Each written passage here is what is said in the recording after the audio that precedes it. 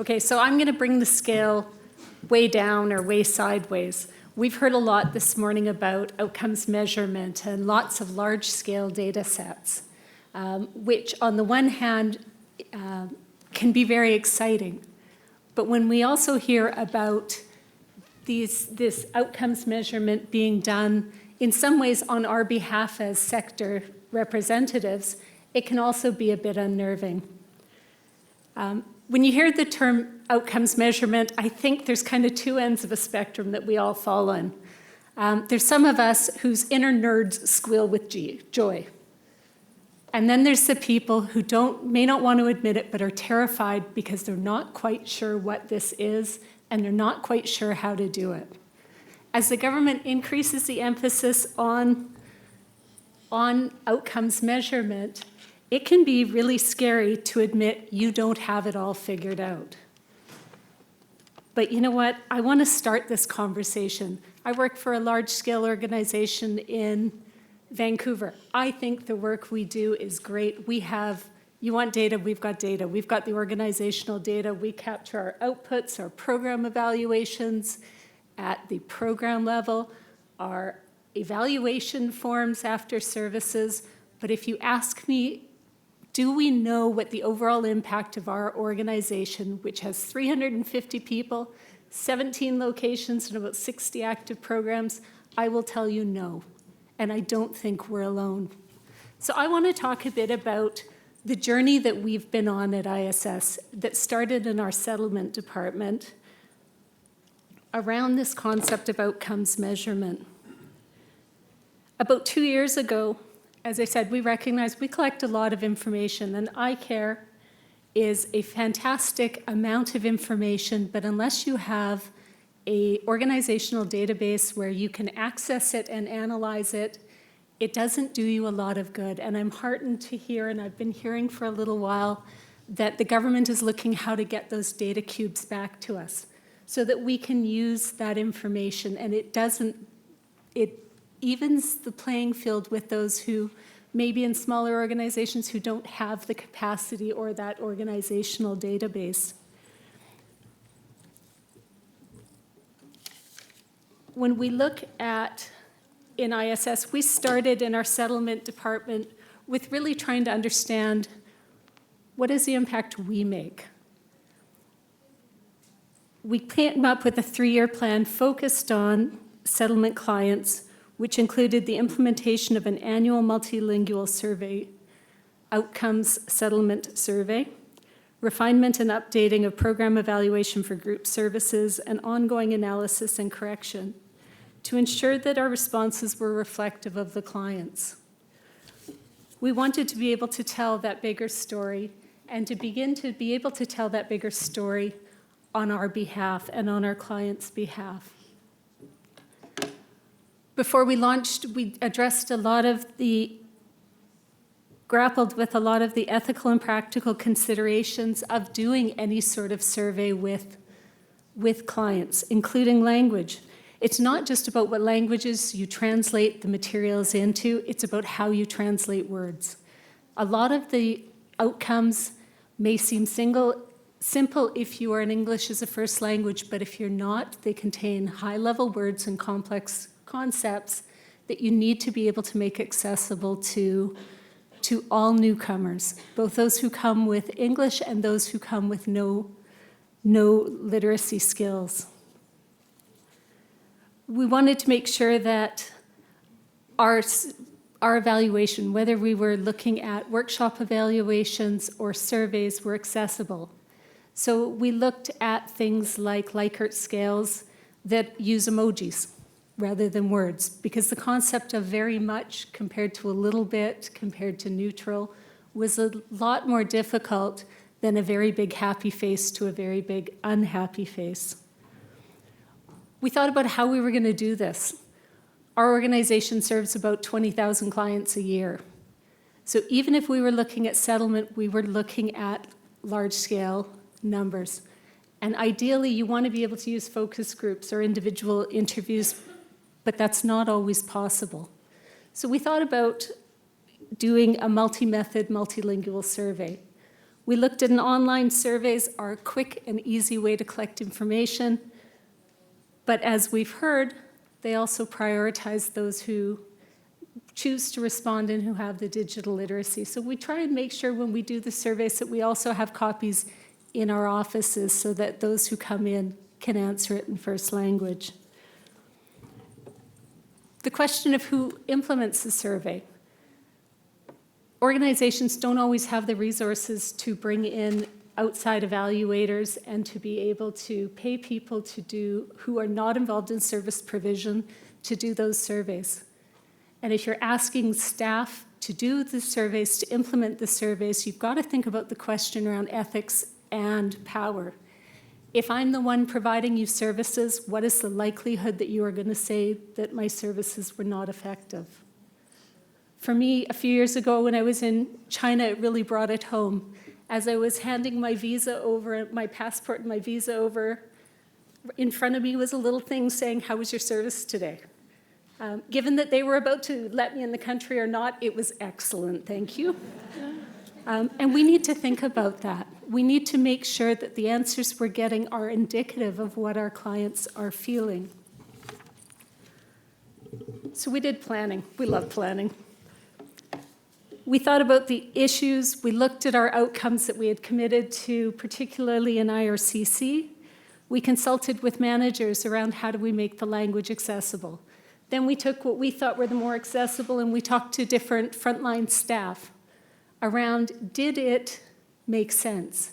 Asking them to think about from their cultural background, from their language, did it make sense?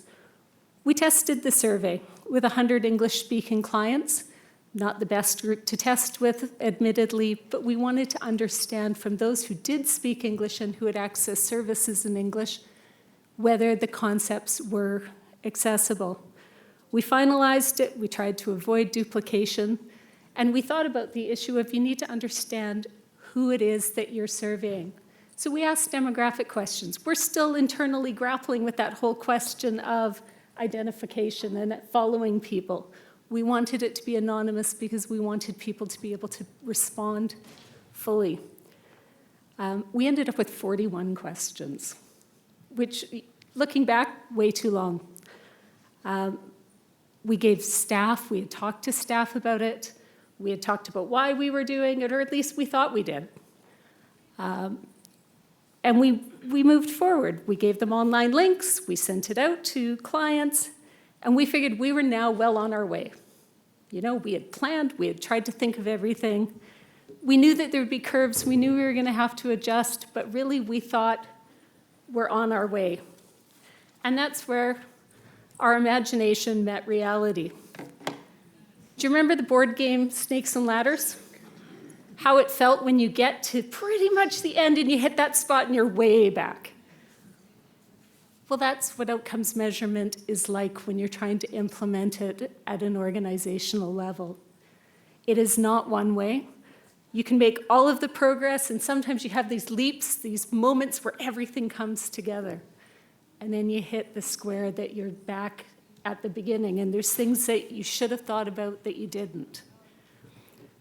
When we started, we wanted to understand settlement, and what our first survey taught us is we think about our divisions in our organization, our clients think about our organization. So we learned that, you know what, we can't do, if we want to do a survey at an organizational level, we actually had to think at an organizational level. So our second survey this year was at an organizational level. When we look at adjusting our course, our year 2 survey, the first thing that we learned and we had to address is outcomes measurement takes capacity and resources. And I really strongly want to stress that as funders, when we're talking about outcomes measurement, it is not enough to say this is what we have to do.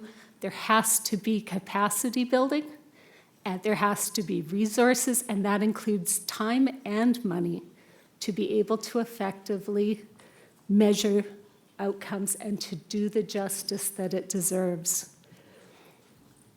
Staff buy-in is critical. As a researcher, I have long been frustrated with what I call the takeout version of research. You know those phone calls you get that say, I need 10 immigrants to interview by Friday, and if you can have 4 women, 4 men, 2 non-binary, preferably 2 in a wheelchair, and I need them all to speak 10 different languages. Here's what I realized. I demand as somebody with an academic background that when researchers come to us, that they explain the process, that they involve people from the beginning. And I failed. I think we failed, but I'll own part of this. We explained what we were doing, but we didn't actually explain why we were doing it. We didn't explain how this impacted them, that it wasn't about were they doing their job? Because that's something we had to address, is for some people, when we said performance outcomes measurement, it was a question of, am I doing my job? And really making sure people understood the difference between outputs and outcomes. We've begun this process by integrating into all of our all-settlement meetings conversations around outputs. We have a couple of key slides that will come up, much to, I think, people's annoyance, pretty much every time we talk about it, because we really want people to start from the foundation of understanding inputs, outputs, and outcomes, and understanding their role in creating these outcomes. And they need to be able to see themselves and how their work influences it. We also need to adopt a holistic organization-wide approach.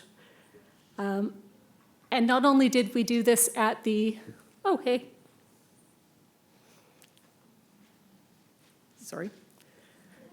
Not only did we do this at the survey level, but as I'll show on the next slide, we've started to do this even in our proposals, to think beyond what are the outcomes of this program to what are the outcomes we're trying to achieve as an organization.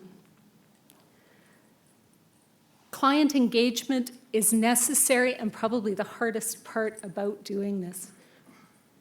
We recognized when we did it at an organizational level that link classes are the ideal, because teachers could get people started and then leave the room or have somebody in there to answer questions. Settlement, at the far end of the spectrum, is often chaos-driven. People don't necessarily come all the time. They tend to come when there's a problem and they want to deal with it. So how do you reach those clients? How do you have them respond? And even again, going back to staff buy-in, when you're looking at when clients are coming in, asking people to do more, to collect more information, to say to clients, you know what, can you just stay and answer this, is really challenging. In our organization, settlement has the highest client numbers by far, and yet we were third in terms of respondents who indicated they had received settlement services. So we're trying to look right now and having discussions internally about how do we overcome that? Is it doing field or focus groups? Is it having volunteers or paid non-regular staff individuals in our offices doing the survey? But unless we figure it out, we will not succeed. And we're still looking at how do we bring all those other sources? We've heard it today. We have all these sources of information, from iCare to evaluations at the end of workshops, to outside evaluations, to focus groups, to success stories. How do we actually bring those all together and talk about outcomes holistically across different types of information? So inside our organization, it's changing the way we do outcomes measurement. This is a simple document, but it was included in our proposals, and it represents in some ways our first step at really trying to overcome the internal silos that we have. In doing the client pathways, we wanted to show right from RAP through settlement, employment, language, that it didn't matter what the individual key indicators that you were looking at in your program, we are all trying to reach the same goal, and all of us, regardless of funder, contribute to those outcomes. So for this document, while it's IRCC language, What we also realized is if we stepped back, we could look at our provincial outcomes. We could look at different funder outcomes. They all fit within this. So we're looking at adapting this slightly and then actually posting it in every office that we have so that people can see they're part of that bigger process and understand where the goal line is. I think as we talk about outcomes measurement, there's some larger scale considerations we really have to be able to grapple with and to have these conversations at multiple levels. The agency capacity to collect and analyze data varies significantly across the sector. And I admire and appreciate some of the work that's being done by the Settlement Outcomes Group, including bringing together the Settlement Outcomes Working Group, of which Beba and I both participate, as well as the project out of University of Alberta on increasing capacity to measure refugee outcomes. I think these are great, but we need to start having these conversations and having these trainings about outcomes measurement, not just at the senior manager and above level, but every person in every organization needs to understand why we're doing this and to buy into it. As I said, and it can't be said enough, just a reminder, it takes time and resources, not just to implement it, but to develop it and to really think through. It's kind of like the ongoing, 2 seconds? It's like the ongoing rabbit hole. Every time you think you've got it, you come down another rabbit hole. Attribution is always a challenge, and especially over time. Positive outcomes are easy to tell the story, but what do negative outcomes tell us? Is it about failure, or is it about we asked the wrong question? And in the absence of consistent indicators, how can outcomes be measured at the national level? I think the biggest message that I have is, to me, we're all in this together. We all need to be able to talk openly about what we are doing, what we don't know, what questions we have, rather than being in our own silos and developing things in isolation.